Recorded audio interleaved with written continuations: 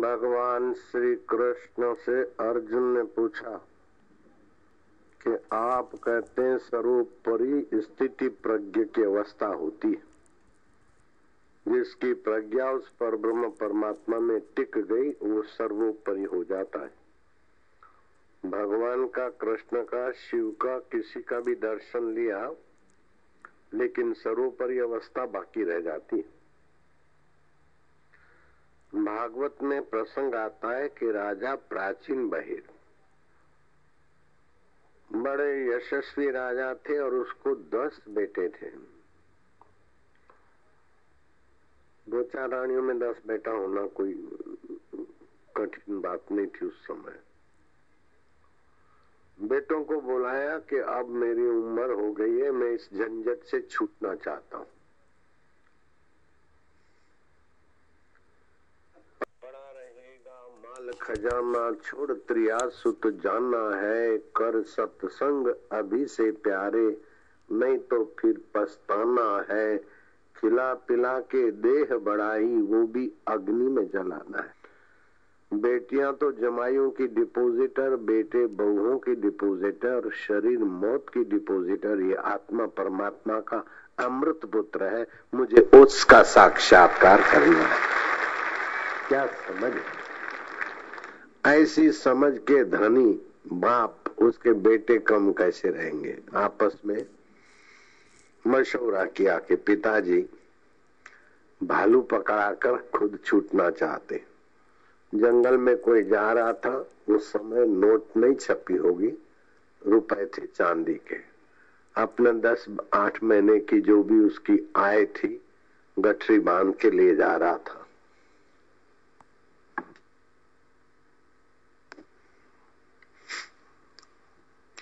गुजराती में रीछ बोलते हैं, हिंदी में भालू बोलते हैं।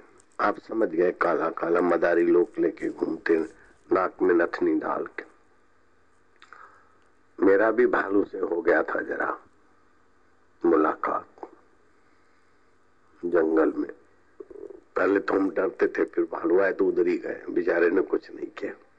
नहीं तो वहां आबू की जंगल की गुफाओं में सुनते थे कि कई कठियारी माइया को कईयों को खड़ा होके पंजे मारता है, तो भालू यूं खड़ा हो जाता और मुंह पे पंजे मार के घायल कर देता है, आदमी मौत की गोद में सो जाए।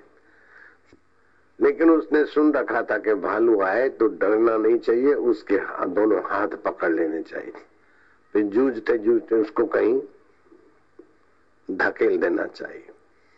जूझने वाला आदमी जूझा तो उसकी गठरी जो रुपयों की थी वो फटी और थोड़े पैसे गिरे।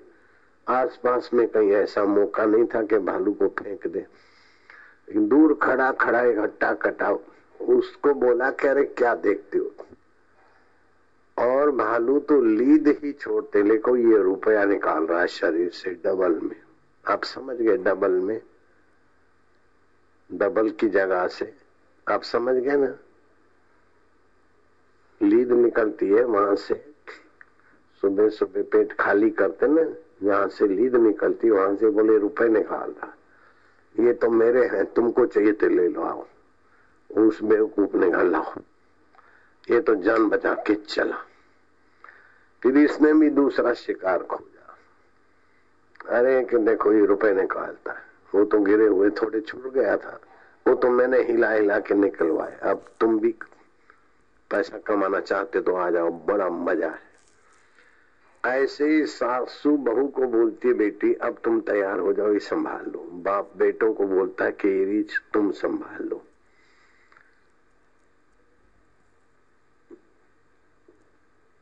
एक दूसरे को रीछ थमा के सब संसार से उब जाते हैं। एक प्रकार का भालू है भालू। तो पिताजी हम लोगों को भालू थमा के जाना चाहते हैं एकांत में। हम भालू पकड़ पकड़ के जूझ जूझ के थक जाएंगे, फिर दूसरे को पकड़ाएंगे। इससे तो अपन चलो, जो पिताजी पाने को जाते अपन पहले पालो। 10 के 10 चले गए एकांत में। उस समय फॉरेस्ट का इतना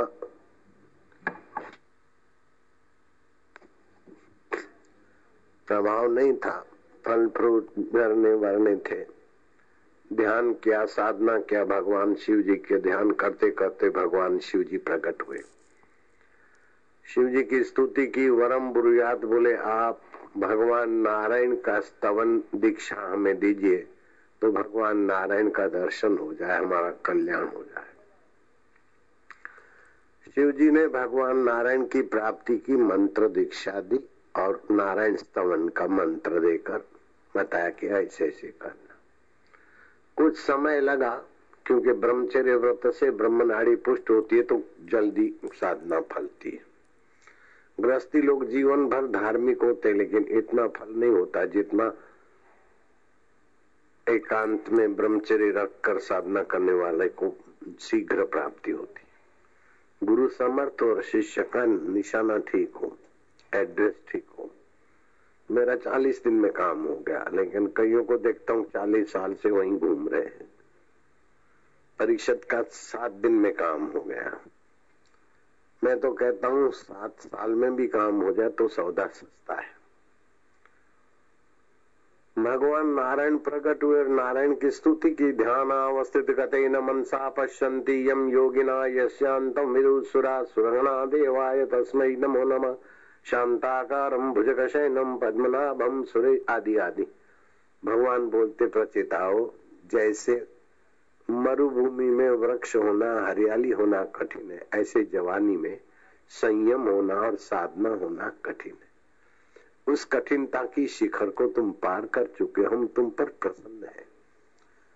तुम जो भी मांगोगे हम देंगे। अब शिव जी का दर्शन और जप, विष्णु जी का जप और दर्शन, तो बुद्धि तो ऊंची होगी। ऊंचे संत का दर्शन करने से भी बुद्धि ऊंची हो जाती, तो भगवान के दर्शन लिया तो बुद्धि तो ऊंची होना है।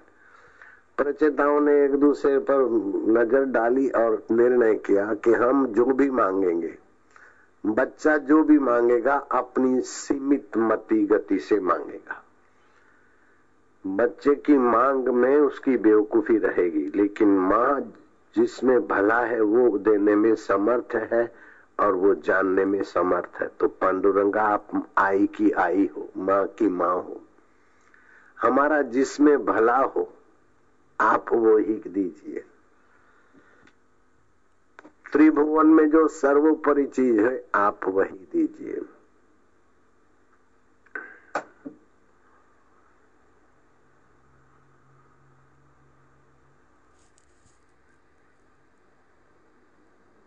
नचिकेता को यमराज ने कहा तुम गुण मांगो, लंबी आयुष्य मांग लो, पुत्र पौत्र प्रपौत्र मांग लो, लेकिन सार्थ आत्म साक्षात्कार की बात मत पूछो। बोले पुत्र प्रपौत्र लूंगा तो एक बेटा को छोड़ते समय मुसीबत होती, तो प्रपौत्रों को छोड़ते समय मुसीबत ज्यादा बढ़ेगी, बीमारी आएगी। बोले तुमको वार्धक्य नहीं आएगा, लंबी उम्र रहेगी। लंबी उम्र रहेगी, बूढ़ा नहीं रहूंगा तो मेरे होते होते मेरे पुत्र प्रपौत्र मरेंगे, वो दुख तो रहेगा ना।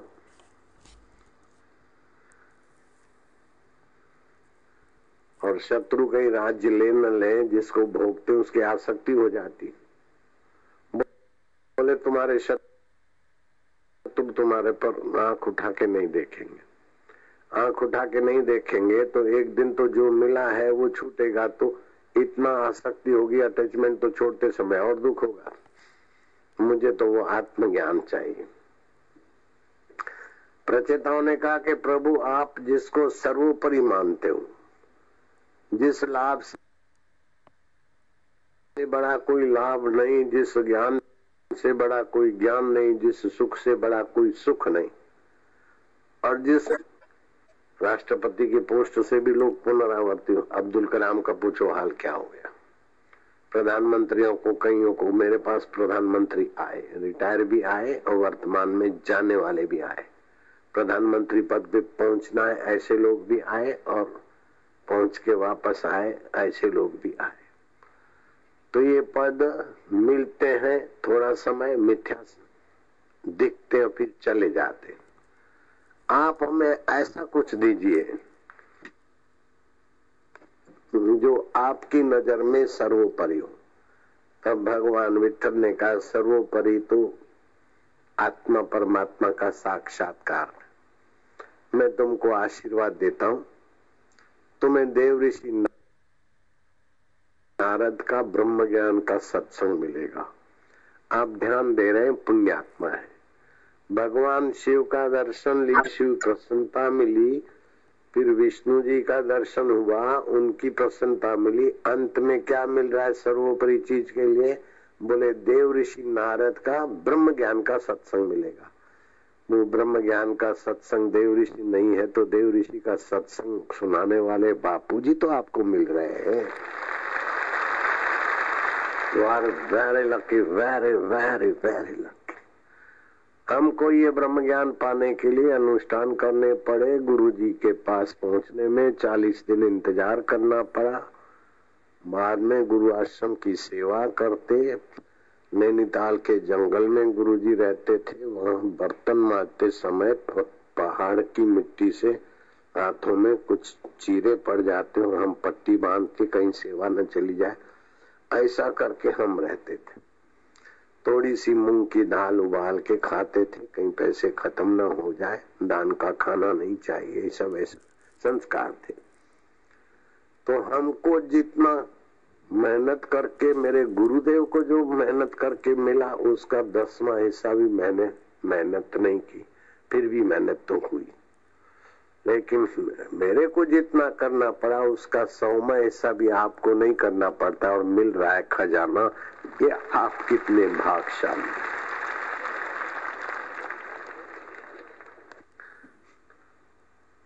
शास्त्र कहता है स्नातम तेन सर्व तीर्थम, उसने सारे तीर्थों में स्नान कर लिया।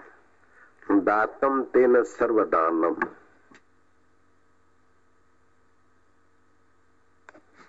उसने सब कुछ दान कर लिया। कृतम तेन सर्व यज्ञम, उसके द्वारा सारे यज्ञ हो गए। ये न क्षणम मन ब्रह्म विचारे स्थिरम कृत्वा,